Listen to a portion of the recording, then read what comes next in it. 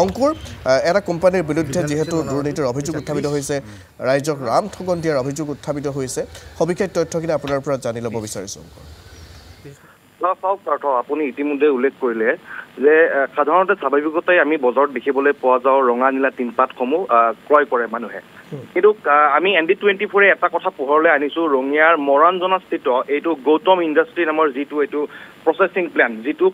plan জিন্দালৰ এটা অংশ বুলি ধৰা হয় আৰু এইটো প্ৰচেছিং প্লান্টৰ পৰা অসমৰ বিভিন্ন প্ৰান্তলৈ এই ৰঙা নীলা ডাইলালুম টিনপাতসমূহ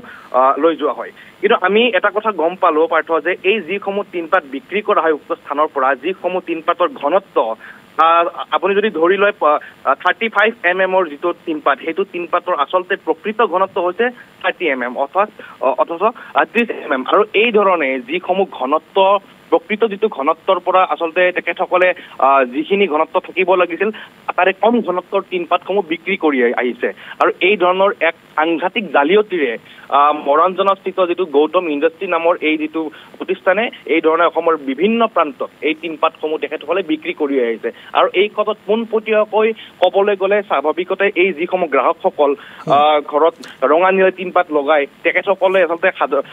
ঠগি থকা এক সাংঘাতিক জালিয়তিৰে ঠগি থকা এক ঘটনা পোহৰলৈ আহিছে আমি উক্ত স্থানত যেতিয়া গৈছো এই উক্ত স্থানৰ সন্মুখত এখন বাহনত সেই টিনপাতসমূহ উঠোৱা হৈছিল আৰু ঘনত্ব মাপ জোখা এটা আচলতে যন্ত্ৰৰে আমি জুখি চাইছিলো ইতিমধ্যে আমি সেই দৃশ্য সমূহ ND24 দৰ্শকসকলক দেখুৱাই আছো যিসমূহ টিনপাতৰ ধৰক 50 mm টিনপাতৰ যিটো ঘনত্ব থাকিব লাগিছিল 50 mm কিন্তু প্ৰকৃতাৰ্থত সেইসমূহৰ ঘনত্ব থাকিব হয়তো 45 নহয়তো 40 এই মাজৰ যিসমূহ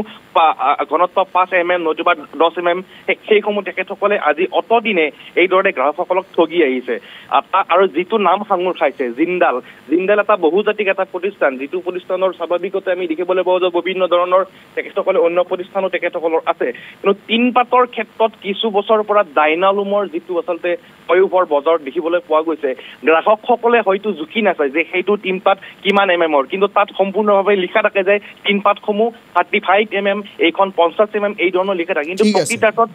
গ্ৰাহকসকলে জুখি নাচাই বাবে এই ধৰণে তেখেতসকলে ঠগ প্ৰবঞ্চনাৰ বলি হৈ আহিছে পাৰ্থ ঠিক আছে ধন্যবাদ জ্ঞাপন কৰিছোঁ অংকুৰ এতিয়া এই অভিযোগবোৰ প্ৰমাণ হোৱাৰ পাছত প্ৰশাসনে কেনেধৰণে তৎপৰতা গ্ৰহণ কৰি এই প্ৰতিষ্ঠানটোৰ বিৰুদ্ধে সেয়া লক্ষণীয় হ'ব ধন্যবাদ জ্ঞাপন কৰিছোঁ অংকুৰক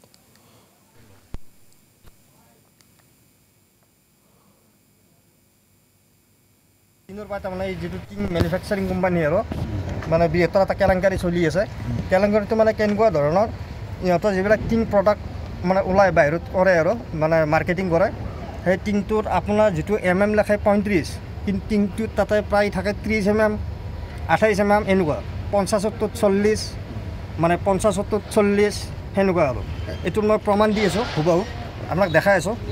এই গাড়ীখনৰ আপোনাৰ যিটো বিল বনোৱা গৈছিল আৰু এই গাড়ীখনৰ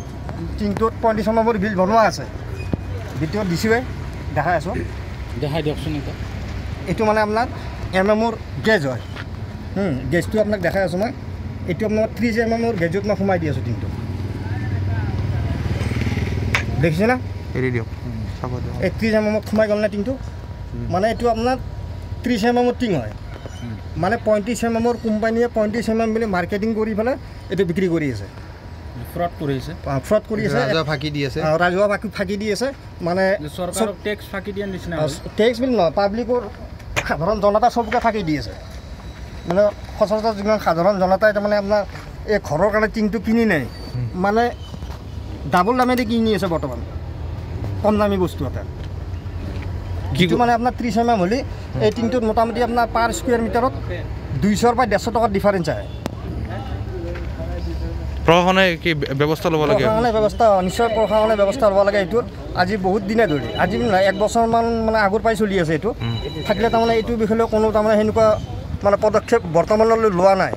মই হেৰি কৰোঁ যে প্ৰশাসনক অনুৰোধ কৰোঁ যে এই মানে কোম্পানীটোৰ এগেইনষ্টে আৰু মানে উচিত তদন্ত লৈ কোম্পানীটোৰ বিষয়ে ব্যৱস্থা কৰে